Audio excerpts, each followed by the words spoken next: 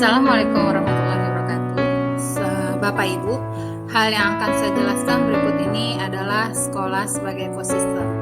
Seperti yang kita ketahui, ekosistem merupakan sebuah tata interaksi antara makhluk hidup dan unsur yang tidak hidup dalam sebuah lingkungan, dengan ciri pola hubungan yang saling menunjang atau mempengaruhi dan membutuhkan keterlibatan aktif satu sama lain.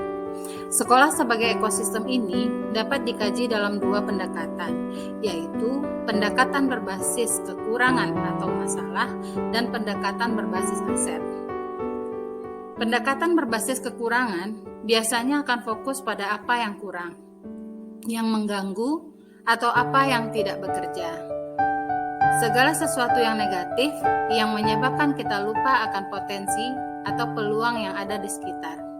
Sedangkan pendekatan berbasis aset adalah cara praktis kenali hal-hal positif dalam kehidupan. Kita diajak memusatkan perhatian apa yang bekerja, yang menjadi inspirasi dan kekuatan atau potensi. Ada 7 aset utama sebagai modal utama dalam sebuah komunitas. Yang pertama adalah modal manusia. Sumber daya manusia yang berkualitas adalah investasi dari yang paling berharga dari sebuah komunitas. Kita dapat menginventaris sumber daya manusia yang dimiliki, dilihat dari pengetahuan, dari kecerdasan, dari keterampilan yang dimiliki oleh setiap warga komunitas. Yang kedua adalah modal sosial, mulai dari norma dan aturan yang mengikat warga sekolah.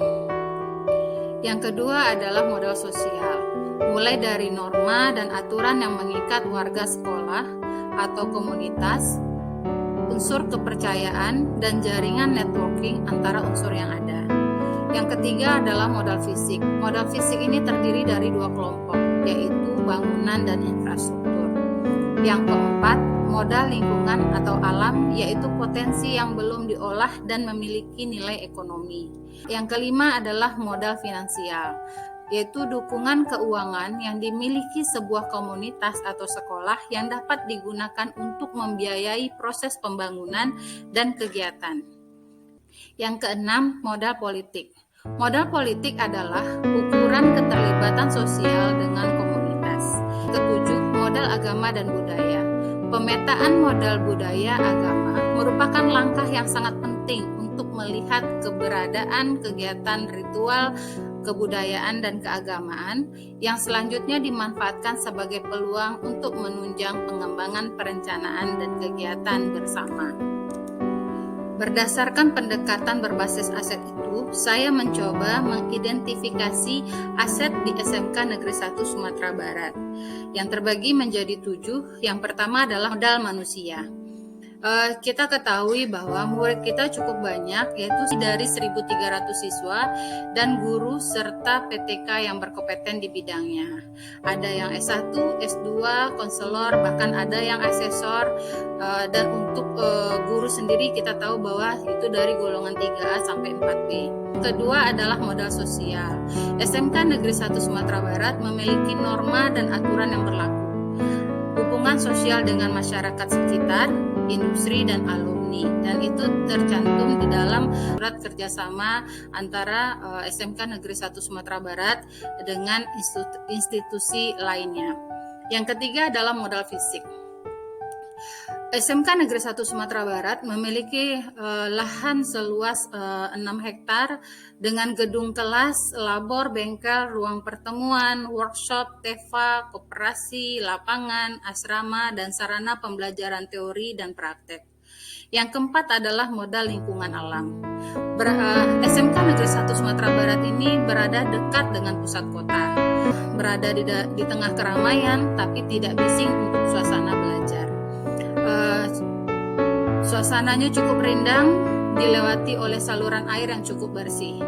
Yang kelima adalah modal finansial.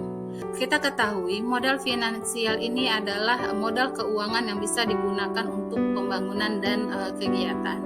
Di sini kita punya dana BOS, dana komite, dana APBN, dan APBD bagi siswa asrama dan ADEM, lalu juga ada bantuan pemerintah dan pihak lain yang tidak mengikat. Yang keenam ada modal politik. Pada modal politik ini kita punya komite sekolah, kerjasama dengan instansi seperti Puskesmas, Disnakertrans, dan Polsek Kuranji, serta juga Dinas Pendidikan Provinsi. Yang ketujuh ada modal agama dan budaya. Modal agama dan budaya ini berupa pelaksanaan peringatan Hari Besar Keagamaan. Seperti yang kita ketahui, SMK Negeri 1 Sumatera Barat berada di Kecamatan Kuranji. Saya mencoba mengidentifikasi juga 7 aset daerah Kecamatan Kuranji. Yang pertama itu adalah modal manusia. Jumlah penduduk Kecamatan Kuranji lebih dari 120.000 jiwa dengan latar pendidikan dan jenis pekerjaan yang beraneka ragam. Di antaranya ada 1.589 tenaga pendidik dan 24.300 orang siswa. Dan itu menjadi modal buat SMK Negeri 1 Sumatera Barat untuk memenuhi kuota peserta didik yang akan diterima. Berikutnya adalah modal sosial. Di Kecamatan Kuranji terdapat PPLP Sumber, terdapat juga beberapa perusahaan dagang dan organisasi kemasyarakatan yang dapat dimanfaatkan oleh SMK Sumber untuk kegiatan pembelajaran. Yang ketiga adalah modal finansial.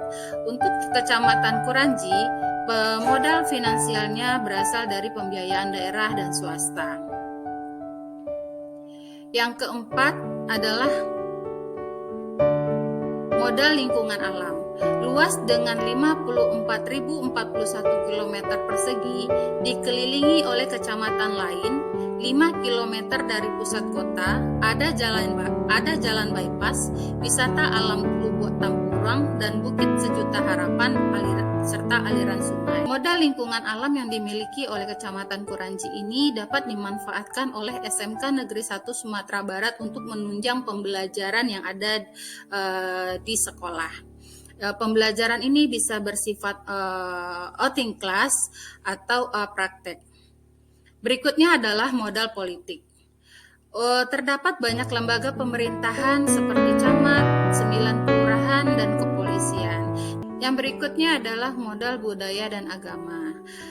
Di daerah Kuranji terdapat kerapatan adat yang dikenal dengan Harimau Kuranji.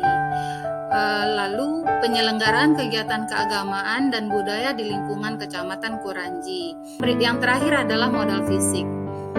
Kecamatan Kuranji memiliki akses jalan dan komunikasi yang sangat memadai karena dekat dengan pusat kota, dekat dengan rumah sakit, lalu Polsek Kuranji, serta 3 puskesmas kecamatan. Banyak lembaga pendidikan seperti sekolah dan perguruan tinggi. Ada Tugu Simpang 3 Sungai Saria dan kolam renang ABG. Dan tentunya modal fisik ini sangat bermanfaat sekali untuk pelaksanaan kegiatan pembelajaran SMK Negeri 1 Sumatera Barat. Sekarang bagaimana hubungannya dengan kebermanfaatannya bagi sekolah? Yang pertama, untuk modal manusia, memanfaatkan keberagaman profesi atau praktisi yang ada di sekitar SMK Negeri 1 Sumatera Barat untuk mendukung proses pembelajaran baik di dalam kelas. Seperti kita bisa mengundang dokter dan tenaga kesehatan, lalu dunia usaha dan dunia industri, kepolisian, Karang Taruna, atau orang tua murid yang tercakup dalam komite sekolah, serta alumni. Yang kedua adalah modal sosial. Kita dapat melakukan kerjasama dengan berbagai komunitas yang ada di Kecamatan Kuranji untuk mendukung program sekolah yang sudah direncanakan seperti organisasi Karang Taruna, organisasi mahasiswa UIN, dan TPUKS dengan kegiatan edukasi warga sekolah tentang lingkungan sehat. Yang ketiga adalah modal fisik. Yang dapat kita lakukan adalah penggunaan fasilitas Puskesmas Kuranji untuk pelayanan kesehatan warga sekolah. Yang kedua, penggunaan Masjid UIN untuk kegiatan keagamaan sekolah. Yang ketiga, perusahaan dagang dan industri untuk kegiatan praktek kerja industri. Yang berikutnya adalah pemanfaatan sarana olahraga yang ada di sekitar Kecamatan Kuranji untuk kelancaran proses pembelajaran murid dalam bidang olahraga dan perlombaan seperti lapangan futsal untuk kegiatan perlombaan OSIS Cup. Yang terakhir adalah Tugu Simpang 3 untuk pembelajaran sejarah. Yang keempat adalah modal lingkungan alam, yaitu memanfaatkan keberagaman topografis Kecamatan Kuranji untuk kegiatan pembelajaran dan ekstrakurikuler seperti hiking di wisata alam Bogor Tampuruang, camping pramuka, dan aliran sungai. Yang kelima adalah modal finansial. Apa saja itu? Yang pertama adalah sumbangan komite sekolah. Yang ketiga, kita bisa melaksanakan jasa pelayanan TEFA dan bantuan pemerintah maupun swasta yang tidak mengikat. Yang keenam adalah modal politik.